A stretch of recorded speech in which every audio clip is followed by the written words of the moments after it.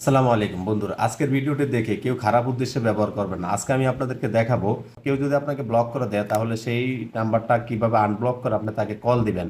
এবং আমাদের অনেক সময় হয় যে আমাদেরকে কেউ অজান্তে আমাদের নাম্বারটা ব্লক করে দেয় এবং অনেক সময় ইচ্ছাকৃতভাবেই ব্লক করে। তো সেই নাম্বারটা কিভাবে আমরা আনব্লক করে তাকে কল দিব সেই প্রসেসটা আমি আপনাদেরকে দেখাবো। তার আগে আমার আইডিটাকে আপনারা চাইলে ফলো দিয়ে রাখতে পারেন, পরবর্তীতে ভিডিওটা কাজে লাগতে পারে, সেজন্য আপনারা আপনাদের টাইমলাইনে ভিডিওটা শেয়ার করে রাখতে পারেন।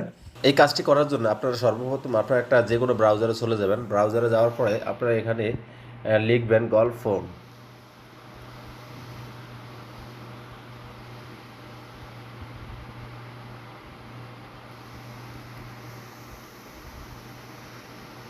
লেখার পরে আপনাদের প্রথমে যেই ব্রাউজারটা আসবে আপনারা সেখানে প্রথমে যেই লিঙ্কটা আসবে সেখানে আপনারা ক্লিক দিবেন।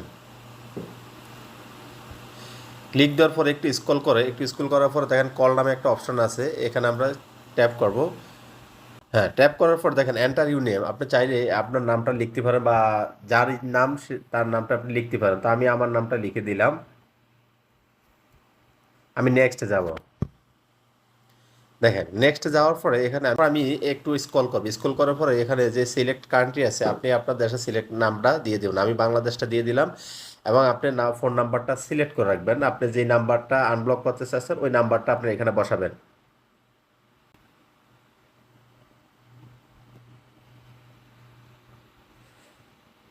ওকে, আমার নাম্বারটা দেওয়া শেষ। এখন আমি চাইলেই এখানে কল দিব। কল দেওয়ার পরে তার এখানে কল যাবে। তবে একটা কথা মনে রাখবেন, এটা যেহেতু একটা ফ্রি কল সেক্ষেত্রে এই প্রথম কলটা মিস্টেক হতে পারে।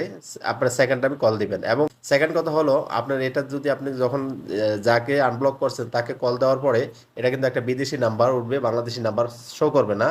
এটা একটা খুব ইন্টারেস্টিং বিষয়। এখানে আপনার কলে যাবেন। দেখেন আমার কিন্তু কল হইতেছে।